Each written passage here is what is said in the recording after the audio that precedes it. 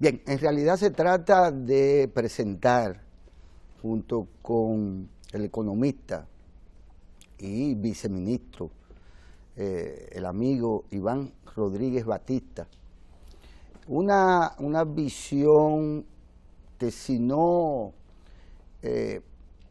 objetiva en el sentido de que no tiene compromiso con la misma, una visión amplia y detallada sobre el manejo de la economía, particularmente en el primer año de este segundo mandato del presidente Danilo Medina. A propósito de que bien se sabe que, pues si se quiere, la población hace apenas un año, votando mayoritariamente por la reelección del presidente Danilo Medina, pues le puso nota a ese manejo de ese primer cuatrenio. Y entonces pues se abren nuevas perspectivas, nuevos planes y nuevas coyunturas nacionales e internacionales en el plano estrictamente económico. Iván, bienvenido. Hoy estamos pues celebrando el 154 aniversario de la restauración de la República y naturalmente el primer año del segundo mandato del presidente Medina. Hay quienes ya no hablan necesariamente del tema propiamente de modelo económico, porque al final de cuentas los pilares fundamentales de la economía dominicana pues siguen estando siendo parte de planes ya hechos, de un modelo que continuamente se denuncia, pero que en la práctica nos conduce a un rendimiento que es en sentido general más que modélico, relevante para el resto de los países de América Latina. ¿Cuál es en realidad esa relación entre la noción de modelo y la gestión del modelo que se hace? Y bueno, muy buenos días, querido amigo, de tantos años. Amigo. De mucho. Mire, vamos a comenzar brindándole este café, no precisamente amargo, que nos envía a través de Kenia, sus amigos de la familia Pereyó, el Café Santo Domingo. Gracias, Rafael es amigo mío. Rafael es su amigo, ¿verdad? Sí, sí. Y entonces, bueno, pues amigo de este espacio, ya que es patrocinador de este Canal 4 RD. Y bueno, el estar aquí contigo ya para mí es un privilegio, Guillermo, por nuestras relaciones históricas, con tu padre, con tu madre, con tu hermana, con tu hermano Gustavo, y obviamente contigo. Oye, yo te quiero decir que tú no puedes evaluar la ejecutoria de un año del presidente Danilo Medina sin referirte a sus 4 años anteriores. Porque lo que el presidente Medina ha hecho en este primer año de su segundo periodo constitucional es darle continuidad a las grandes ejecutorias y a sus planes de gobierno que inició el 16 de agosto del 2012. Yo te puedo resaltar puntos focales que son fundamentales en la ejecutoria de estos 5 años para luego hablar del primer año. Por ejemplo, en primer lugar, y es de alta significación lo que voy a expresar, por eso lo voy a poner como primer punto, ha sido el robusto y sostenido crecimiento del principal agregado macroeconómico de una economía, que es la producción interna nacional, el Producto Interno Bruto, como dicen los economistas. En promedio, en estos 5 años, la economía dominicana, bajo la rectoría del presidente Danilo Medina, ha observado un crecimiento de 6.3%, cuando en ese mismo periodo la economía latinoamericana ha crecido por debajo de un 3%, en algunos años negativos, y la economía mundial ha estado creciendo por debajo de un 2%. En segundo lugar, la gestión del presidente Danilo Medina en estos 4 años, que eso robustece y fortalece el primer aspecto, es que se ha manejado con una tasa de inflación de 2.8%, que quizá la gente no tiene idea de lo que eso significa en términos económicos, pero eso es un elemento fundamental para consolidar la paz social, la estabilidad macroeconómica y el crecimiento sostenido. En tercer lugar, el tipo de cambio o la tasa de cambio ha observado niveles de depreciación insignificantes cuando se compara con la depreciación de otros países latinoamericanos, que en todo caso desde el 2012 al 2016 ha estado por debajo del 3%, cuando hay países latinoamericanos que han observado en este periodo depreciación o devaluación de su moneda de hasta un 15%. En cuarto lugar, y como consecuencia de esa robustez en el crecimiento de la economía, tenemos que señalar que las acciones emprendidas por el presidente han generado un incremento en el nivel de ocupación formal de unos 400,000 nuevos empleos en el sector formal de la economía. Y eso es bastante significativo. Estamos hablando de que en el 2012, de 1.700.000 a julio del año 2000, del año en curso, 2017, estamos hablando de 2.100.000 empleos. O sea, en términos netos, unos 400,000 empleos. En quinto lugar, como consecuencia de eso, y es importante, es cómo se ha incrementado el personal o la cobertura del seguro familiar de salud, que alrededor de 2 millones de personas como consecuencia de esa situación han pasado a formar parte del Sistema Nacional de Salud. Y en sexto lugar, no debo dejar de señalar lo importante que ha sido el incremento significativo en el salario real de la población, que en términos absolutos ha pasado de unos 11.500 pesos mensuales a unos 13.500, es decir, un crecimiento de 4.1 en términos real. Ha observado el incremento en los niveles de salario. Eso, como elementos fundamentales, te apuntan a que nosotros estamos trabajando dentro de una economía donde los fundamentos de esa economía, que se miden a través de los llamados precios relativos, están muy alineados. Estamos hablando de los precios relativos son el salario, la divisa, la tasa de interés y la inflación. Si tú tienes esos 4 precios relativos alineados, tú tienes una economía que está levantada sobre una columna de acero o de hormigón armado. Ahora, como consecuencia de eso, o como reflejo de eso, tenemos que señalar cuál ha sido la política económica que en términos fiscal ha garantizado la sostenibilidad de la finanza pública, por un lado, con estrecha armonía con la política monetaria. Por el lado fiscal es importante señalar que en el 2012 el presidente Medina se encontró con un déficit en las cuentas del gobierno central de alrededor de un 6.5% del Producto Interno Bruto. Estamos hablando de un déficit para esa época de unos 127,000 millones de pesos.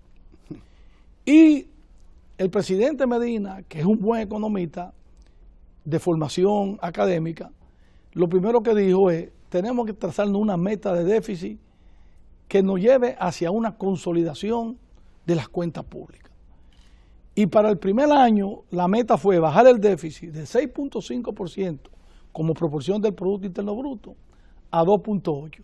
Un ajuste fuerte, muy fuerte, pero que le dio en ese primer año una calificación altamente apreciada por los agentes económicos domésticos e internacionales, que le hizo posible en ese primer año del gobierno poder llevar a los mercados financieros internacionales bonos que se cotizaron a buenos tipos de interés, a buenos horizontes de tiempo, y además la economía comenzó a ir colocando lo que los economistas llamamos puntos básicos, que se miden a través de un índice que se llama ENVI. Nosotros fuimos bajando los niveles de alrededor de 600 puntos básicos que teníamos.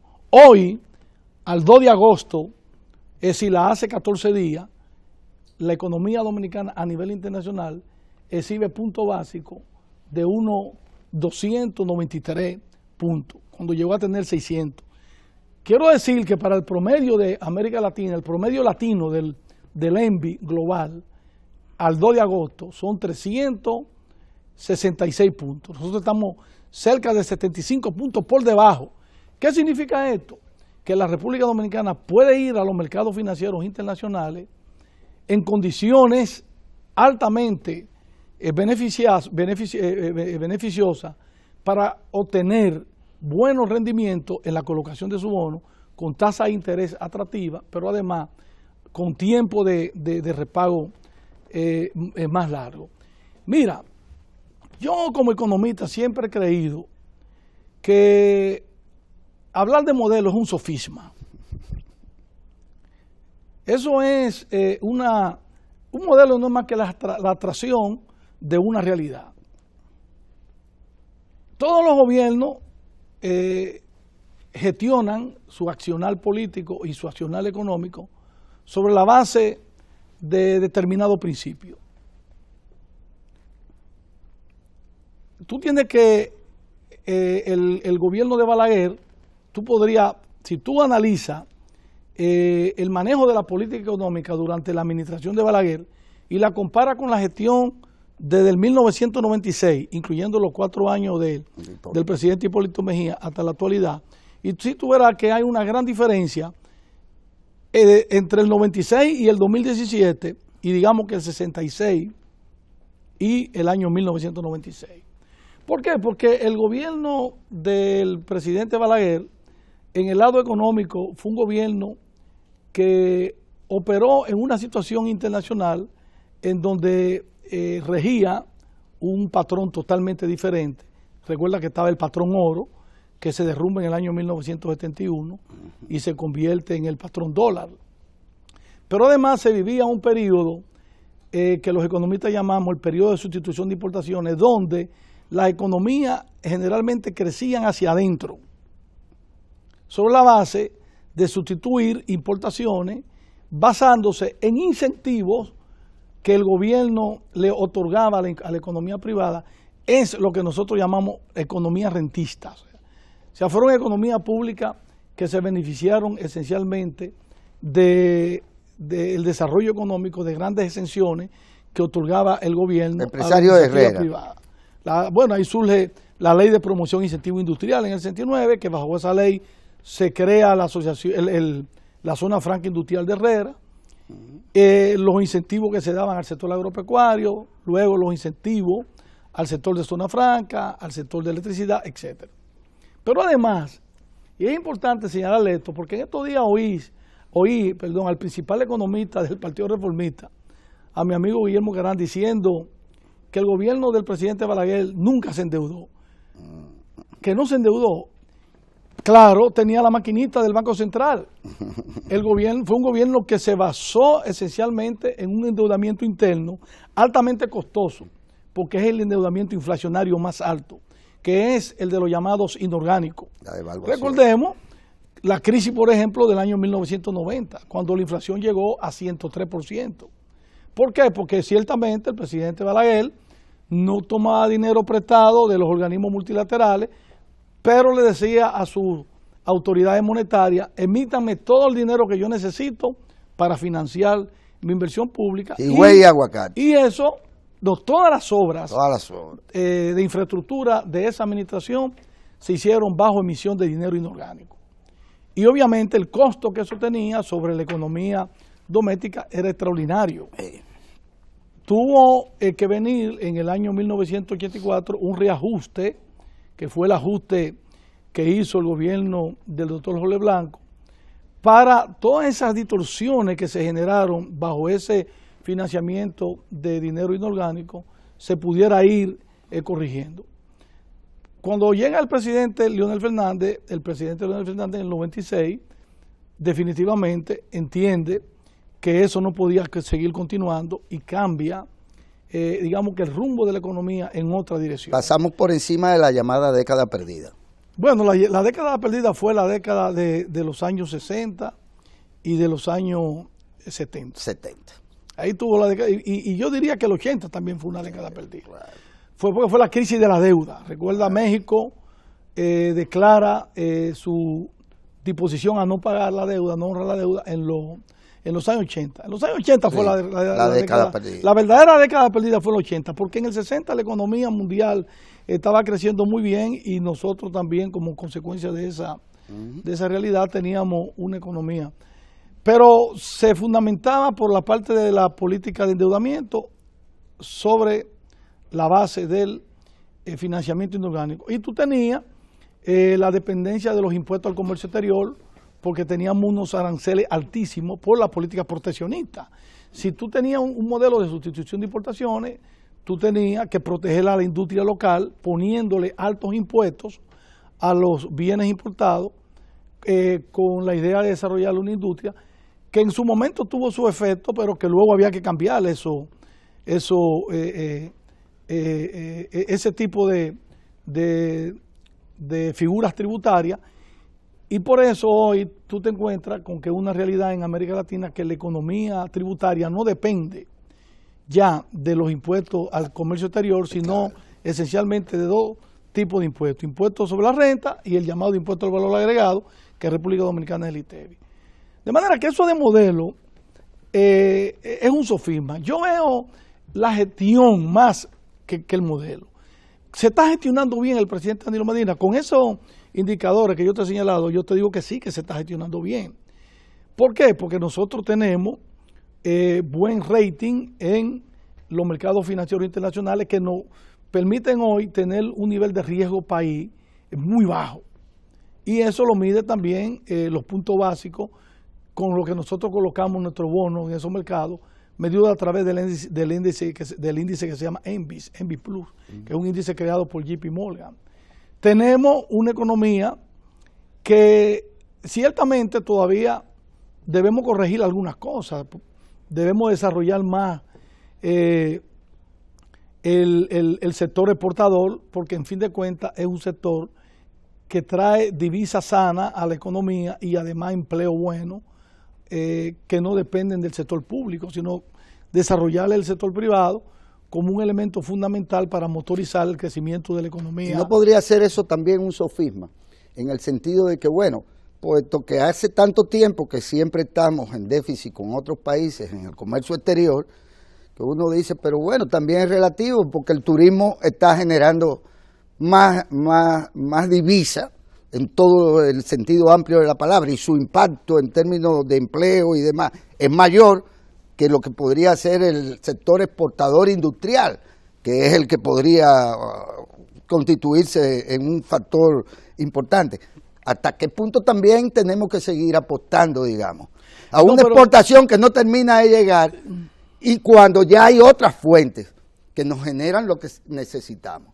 Indudablemente que ese es un elemento clave. El desarrollo del sector turismo es otro de los pilares que el gobierno del presidente Medina puede exhibir como logro, porque vamos a llegar a los 6 millones, que es una meta que se propuso el presidente en su gestión de gobierno, y estamos ya llegando a los 6 millones, y eso es muy significativo por lo que tú has dicho, porque el turismo es un elemento clave para que hoy, que es un elemento que nosotros podemos exhibir como uno de los grandes también logros del presidente Medina, es reducir el déficit en cuenta corriente de la balanza de pago de cerca de 9% que llegó a estar en el 2008, 2010, 2011, 2012, a llevarlo hoy a 1.2%. Eso es un logro significativo, y por eso nosotros podemos en los mercados financieros internacionales tener el rating que tenemos. Pero Guillermo, definitivamente las exportaciones siempre van a ser buenas, no solamente las que se generan por los servicios, las exportaciones que se generan a través de bienes, incluyendo los bienes de zona franca, pero fundamentalmente los bienes domésticos, la agroindustria, la manufactura. Es importante. Y no mencionas la minería, que parece ser el más. La minería.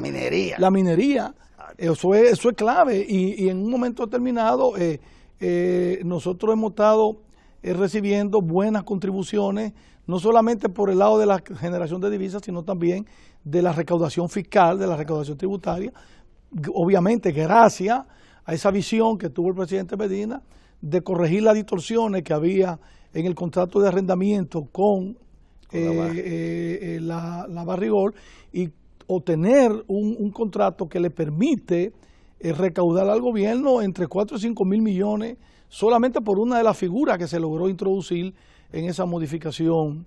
O sea que también esos son no quiero hablar de los logros institucionales porque la gente aquí no valora la transformación en el Estado que se ha experimentado durante la administración del presidente Danilo Medina.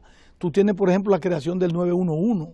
El impacto que eso ha tenido en esa estabilidad macroeconómica que nosotros tenemos es significativo porque la economía es fundamentalmente un buen uso de los recursos humanos. Tú tienes crecimiento económico cuando tú administras bien tus recursos humanos. Y esos proyectos que se emprenden a través de esa visión que tiene el presidente, que la va consolidando en cada visita que realiza todos los domingos, la llamada visita sorpresa, que sí tú puedes decir que es un modelo de gestión, y un modelo de gestión único, no solamente por el sacrificio desde el punto de vista humano y desde el punto de vista personal, que implica tener que trabajar todos los domingos sin descansar durante 5 años consecutivos, sino por la liga con el rostro humano que tiene el Ejecutivo y que le permite, primero, impregnar en su accionar como persona y como político esa realidad que él observa en cada rincón de la ciudad que él visita, sino también porque le ha permitido fraguar, concebir una serie de grandes proyectos que en el futuro, como él dijo recientemente, el país cosechará los beneficios de esas grandes transformaciones que se están generando en esa visita que cada domingo él realiza a una determinada realidad. Iván, hay algo que yo pienso que destaca en la noción de gestión del modelo, si es que se puede hablar del modelo, que es el evidente eslabonamiento que ha explicado el presidente incluso en lo que tiene que ver con la industria de la construcción, la inversión del 4% en una perspectiva de la construcción, y cómo esas construcciones descentralizadas en todos los municipios ha desatado un círculo virtuoso de generación de riqueza y que tiene que ver con la ampliación muy concretamente del mercado de la vivienda. Y a propósito del mercado de la vivienda, también me gustaría que tú pudieras explicarnos en la perspectiva económica más objetiva el uso adecuado o no de los llamados fondos de pensiones, que algunos colegas suyos han incluso sostenido que es la fuente para cubrir el déficit gubernamental. Eso es una falsedad que ni ellos se lo creen, porque los fondos de pensiones, hoy una alta proporción de ellos están bien resguardados, colocados en certificados que por más que tú lo critiques, que son los certificados del Banco Central, han permitido generar renta a muchos sectores de la economía, incluyendo a los pensionados, claro, pero también ha sido un elemento fundamental de la política monetaria para mantener la estabilidad en el tipo de cambio y como consecuencia la estabilidad macroeconómica. ¿Cuál es uno de los elementos que han venido confluyendo de manera bastante formidable en ese robusto crecimiento económico? Es el crecimiento de la inversión pública. Tú lo has señalado. Porque la inversión pública no es solamente invertir en carretera, invertir en aeropuertos, invertir en obras de riego, empresas hidroeléctricas, ¿no? Inversión pública, y que es una inversión pública fundamental, es inversión en educación. Ese compromiso que hizo el presidente Danilo Medina de otorgar el 4%, el equivalente al 4% del Producto Interno Bruto cada año al sector educativo, a la vez que ha incrementado el stock de capital por el lado de la construcción de planteles escolares con su equipamiento, pero fundamentalmente el principal stock de una economía, que no es el acervo de capital físico, sino el acervo de capital humano, que ya está demostrado. Los teóricos de la economía, han ganado premio Nobel algunos de ellos, han demostrado que el capital humano es el principal recurso con que cuenta una economía, porque si tú no tienes la capacidad para aprehender las grandes innovaciones, los grandes conocimientos, las grandes transformaciones, tú no vas a tener la posibilidad de convertir esa economía en una economía permanentemente pujante para el desarrollo. Entonces, eso es un elemento que en el corto plazo tú no ves el resultado, pero en el mediano plazo y en el largo plazo se va a ver los resultados de esa política de haber focalizado un importante área de la recaudación fiscal, que es escasa en la economía dominicana, para fortalecer el sector educativo. Pero también no podemos dejar de señalar en esta exposición, dentro de los logros institucionales del presidente Danilo Medina, el desarrollo del mercado de valores. El desarrollo del mercado de valores, que modestia aparte, se inició conmigo en el año 2002, con la creación de esa institución, siendo yo su primer superintendente. Hoy es un mercado que le está garantizando al sector privado movilizar cientos de millones o miles de millones de pesos todos los años. Y el presidente Danilo Medina, con su visión de ir desarrollando este mercado para ir cambiando el nivel de la composición de la deuda, que es otro elemento clave en la gestión de la consolidación fiscal del presidente Medina y su gobierno, es ir cambiando la moneda de deuda de moneda extranjera por moneda local. Eso solamente tú lo puedes conseguir cuando tú tienes un mercado de capital doméstico desarrollado que te va a garantizar que las colocaciones de bonos que tú hagas a través del Ministerio de Hacienda tengan compradores, y compradores que se sienten satisfechos porque los bonos se están colocando a un buen nivel. Y eso es un logro clave, porque gracias a esa visión se han creado figuras dentro del mercado financiero que no existían hasta antes del presidente Danilo Medina tomar el gobierno, que es la figura de la fiducia, que crea la fiducia a través del fideicomiso vial y a través de la Ciudad Juan Bosch. Y eso nos va a permitir yo diría que en lo que queda del periodo de gobierno, en el corto plazo, que los fondos de pensiones vayan buscando salir del Banco Central e ir atrás de esos proyectos, porque son proyectos que te garantizan en el largo plazo, que es hacia donde deben dirigirse los fondos de pensiones, porque en última instancia es garantizar al final de tu vida productiva una pensión digna para que tú puedas seguir generando la satisfacción de tus necesidades. Que ese ahorro no se pierda coyunturalmente. Que no se pierda. Entonces, esa figura financiera que se están creando a través de las modificaciones a la ley de mercado de valores y a las transformaciones y a las creaciones de nuevas figuras dentro del mercado bursátil, como los fondos cerrados y los fondos abiertos de inversión, la figura de las calificadoras de la titularizadora, son visiones que ha tenido la actual gestión y que van apuntalando ese crecimiento que tú has señalado a través de las inversiones en el sector, no solamente en el sector escolar, porque también hay otra cosa que el economista tiene que analizar.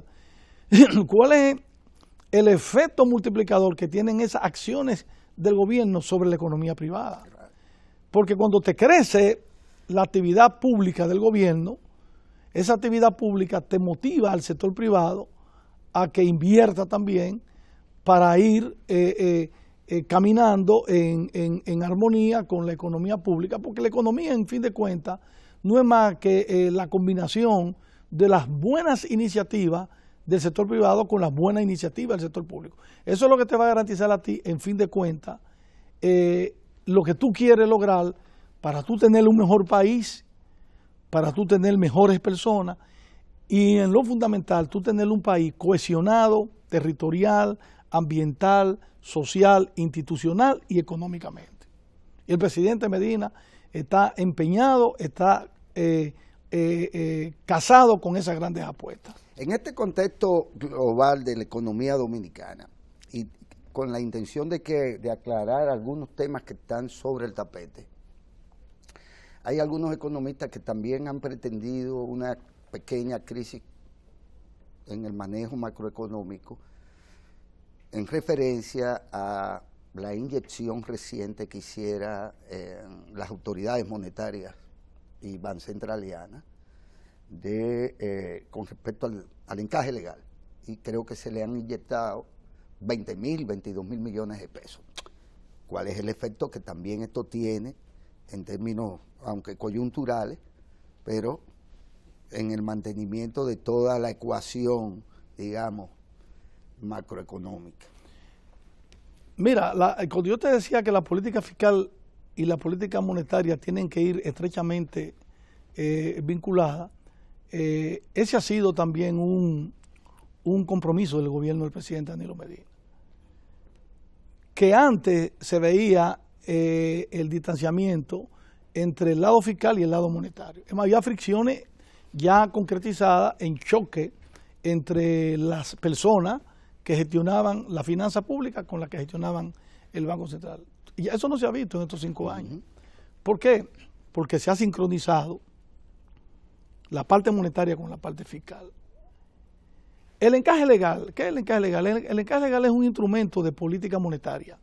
La política del Banco Central, las acciones del Banco Central son pasivas y son activas. Este es un instrumento activo de política monetaria. Siempre los bancos centrales utilizan el encaje legal como un elemento para dinamizar la economía. En determinado momento, por razones exógenas muchas veces, no olvide, Guillermo, que sectores conspiradores, que lo tenemos latente ahí, pero que lo estamos observando, por donde nosotros que somos políticos desde muchachos y que conocemos cómo conspirar desde el punto de vista de nuestro accionar para crear caos. Claro. Tú conspiras esencialmente atacando los fundamentos económicos de una economía que está marchando bien. Y nadie puede negar que políticamente en el país ha habido muy recientemente movimientos sediciosos que han intentado atacar primero con especulaciones y con rumores falsos la debilidad de la moneda, incongruencia en el manejo de la política económica, y ello, aunque uno lo quiera controlar, genera nerviosismo en los agentes, porque los agentes tienden a ser racionales e irracionales, y muchas veces son más irracionales que racionales. Entonces, ¿para qué está el político? ¿Para qué está la visión del estadista? Para identificar esos focos, esos movimientos, y pasarle la espada de Alejandro Magno, que fue la que rompió el nudo gordiano. Sí. El famoso nudo gordiano se rompe con el espadazo que le dio Alejandro Magno. Entonces, el presidente Medina le ha dado un espadazo con esa espada de Alejandro Magno y ha vuelto a garantizar que el medio circulante, incluso si tú buscas el medio circulante, que no es más que el dinero en poder del público y el dinero que se retira de la banca a través de cheque, si tú lo mides de agosto del 2017 a agosto del 2016, se ha incrementado en un 4.2%. Es decir, no hay problema, la banca tiene liquidez. Sin calentamiento de la economía. ¿Qué ha buscado el Banco Central con esto? Inyectar más dinamismo a la economía para que ese nerviosismo se tranquilice, que es un nerviosismo involuntario desde el punto de vista de quien puede tener en un determinado momento temor, pero dirigido por quienes tienen como objetivo en su norte de acción crear caos. Pero no lo van a lograr. Y mira, los grandes sabios como Keynes, cuando define en su grandiosa obra Teoría General de la Ocupación, el Interés y el Dinero, supo ver en este tipo de actividades los tres motivos por los cuales una persona quiere tener dinero. Motivo transacción, motivo precaución y motivo especulación. Entonces tú tienes muchas veces que el motivo transacción es tú comprar bienes y servicios. Por eso el dinero tiene valor de pago. El motivo precaución es tú prever que puede haber cambio brusco en los tipos de interés o en los índices de precios y tú poder saber cómo actuar en ese momento. Y el motivo de especulación es guardar dinero para en un momento determinado en que se puedan producir cambios también en los precios relativos, tú accionar. Entonces aquí esos motivos, sobre todo el precautorio y el especulativo, pueden estar siendo atizados conscientemente. ¿O tú crees que detrás de ese movimiento verde no hay personas con la visión suficiente para saber hacia dónde ellos deben conducirlo, ese movimiento? ¿Tú crees que es un problema de impunidad y corrupción? Mira, ningún gobierno ha dado más muestra de transparencia y de lucha contra la corrupción y la impunidad que la gestión del presidente Danilo Medina. Con el caso de la cuenta única del Tesoro, que ha eliminado más de 3.500 cuentas que estaban dispersas y que le permitían discrecionalidad a los funcionarios públicos para cometer indelicadeza. Te cortan la mano. Pero además, en 11 de los indicadores más importantes de la metodología PEFA, que se hace todos los años, el presidente Danilo Medina sacó A y A+. Manejo del presupuesto, publicación de las cuentas públicas, publicación de las cifras económicas. ¿Y de dónde es que los economistas opuestos al gobierno sacan las informaciones para atacar al gobierno? Son de los portales, de las instituciones públicas, de la transparencia. La creación de esa oficina de contratación de obras y la persona que han metido la mano en el gobierno del presidente Danilo Medina. El presidente lo ha inmediatamente puesto, ha dejado que la justicia actúe. Así es. De manera que el problema de los llamados verdes, que además han utilizado un color inmortal, pues son fatídicos. Porque, señores, usen el de los anarquistas. Sí, ¿verdad?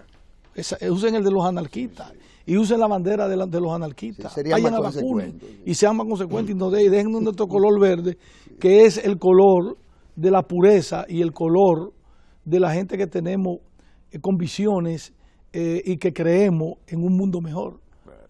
De manera que yo creo, amigo y hermano Guillermito, que ese ruido ya el Banco Central se encargó. ¿Puede también un banco central o la banca central, al momento de inyectar, previendo situaciones y además ajustando los calibres, calibrando, puede inducir también el flujo o la distribución de esos recursos frescos para la dinamización? Es decir, ¿en qué medida también eso no es... bueno, vamos a dinamizar y vamos a desencajar y 22.000 millones para la calle más, que eso también hay una política que induce los destinos de ese dinero?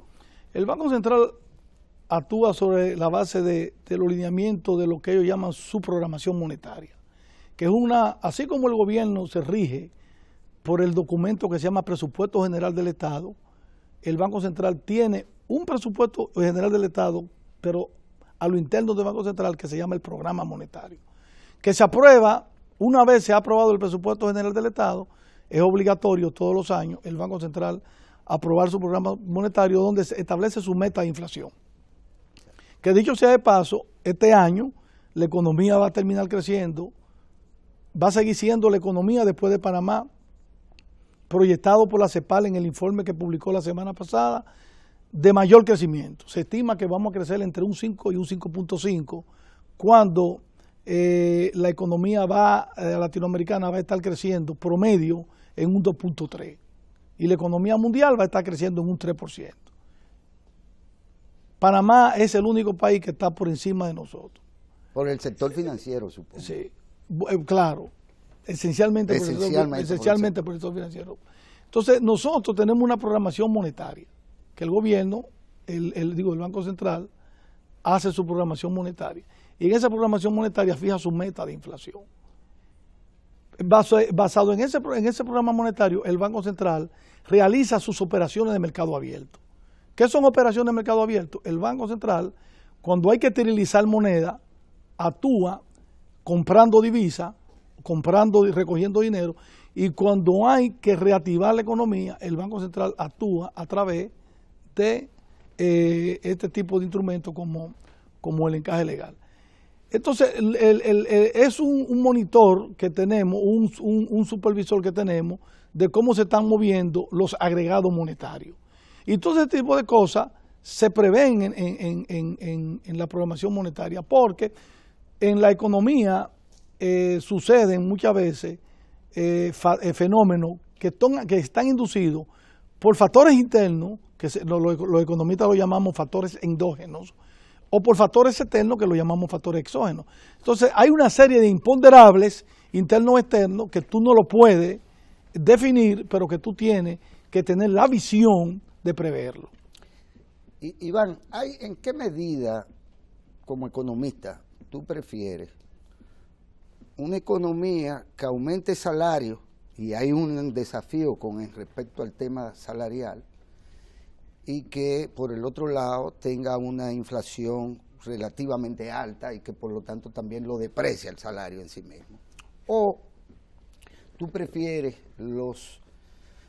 las transferencias directas que se le hacen a determinados grupos sociales que son beneficiarios de políticas sociales como desayuno escolar o la escolaridad subsidiada, el régimen no contributivo que responde también a coberturas cuyos fondos son del gobierno central, pero que son transferencias? La gente está recibiendo por otro lado, con baja inflación, recibe determinados beneficios que se reflejan en su poder adquisitivo también. ¿Cuál va a ser el manejo, cuál puede ser el más adecuado manejo de esas variables que tienen que ver con la fiscalidad, con los niveles de competitividad del sector privado, con el poder adquisitivo del salario de los trabajadores públicos y privados y con la economía en su conjunto? Mira, tú lo dijiste muy claro al principio de la pregunta, que es bastante compleja porque tú le fuiste agregando algunas aristas. Lo importante es el salario real. Hay dos tipos de salario, el salario nominal y el salario real. ¿Qué es el salario nominal? Es el salario que tú devengas independientemente de cuál sea el nivel de inflación que hay en la economía. Ahora, el salario real es el que te permite a ti en cada momento, independientemente de que haya o no haya inflación, tú poder tener acceso a los bienes y servicios que tú necesitas. ¿Cuál ha sido la política por el lado salarial del presidente Danilo Medina? Yo lo dije al principio, de garantizar que el salario real, ese salario, el que le permite a los agentes económicos, independientemente de cuál sea la inflación, poder satisfacer sus necesidades, lo ha incrementado en un 4.1% en estos 5 años. Obviamente que los economistas nos vamos siempre, o sea, los economistas progresistas nos vamos siempre por el lado de que el gobierno debe incrementar los salarios, fundamentalmente facilitándole bienes y servicios a través de la política pública, más que producir incrementos nominales en el tipo de salario. Es decir, aumentarte 3, 4 mil pesos siempre va a ser menor que mantenerte el salario 3 o 4 mil pesos por debajo, pero que el gobierno te facilite acceso a buenos niveles de educación, como lo está haciendo el gobierno ahora con la tanda extendida mucho más, porque tú sabes cuál es el beneficio para una familia de tener un niño en tanda extendida, alrededor de 7, 8 mil pesos mensuales. Eso es salario real. Pero si tú puedes ir a un hospital y encontrar que te produzcan sanación a un malestar que tú lleves, eso es salario real. Un fondo para enfermedades catastróficas. Eso es salario real. Eso es salario real. Claro. Entonces, siempre yo voy a estar por el lado de que la política del gasto, a mí me gusta un gasto público alto pero eficiente, alto pero cualitativamente. ¿Con baja presión fiscal o con una presión fiscal dinamizadora? Es que nosotros tenemos una presión fiscal baja porque dentro de la economía dominicana hay niveles de elusión y evasión que los verdes no atacan, los llamados verdes, no. Que eso sí es corrupción.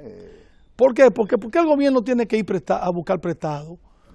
Porque los agentes económicos se niegan a pagar los impuestos que tienen que pagar. Porque ¿qué es lo que es la presión fiscal? Es el nivel de impuestos que tú recibes como proporción del Producto Interno Bruto. Si tú recibes una presión fiscal baja, tú tienes que ver por qué. O porque hay una mala administración, tenemos una muy buena administración tributaria. O porque, hay mucha evasión. O porque tenemos mala figura impositiva, tenemos buenas figuras impositivas. O porque tenemos baja tasa o alícuota por impuestos, tenemos tasa muy alta incluso, que debiéramos bajarla. O porque hay gente que se disponen con alevosía y con premeditación a defraudar el fisco. Esa y es la peor corrupción. ¿Por qué? Porque esa corrupción es la que lleva a los gobiernos a tener que buscar dinero prestado. Así es. Y esa no se ataca, ataquemos esa corrupción. Así es. Y el gobierno la está emprendiendo, esa lucha, con la administración fiscal y con esa supervisión y fiscalización que está ejecutando la administración tributaria contra la gente que no quiere pagar los impuestos. El que no quiere pagar el impuesto, que se vaya a donde vivía Robinson Crusoe. Mira, Iván, agradecemos tu participación en esta evaluación general que nos hemos pretendido hacer en el día de hoy del 154 aniversario de la restauración, pero además del 5º año de ejercicio gubernamental del presidente Danilo Medina. Penosamente hablar contigo, para ello necesitamos largas horas como antes y no las tenemos, porque aquí hay una serie de muertos que están vivos, que lo son, pero que no lo saben. Y entonces nos viven haciendo señas, tratando de boicotear este trabajo que nosotros hacemos. Inmensamente agradecido, Iván. Bueno, yo también, hermano. Ha sido la participación del economista viceministro de Industria y Comercio, no de Planificación, Economía y Desarrollo, ciertamente. El economista Iván Rodríguez Batista.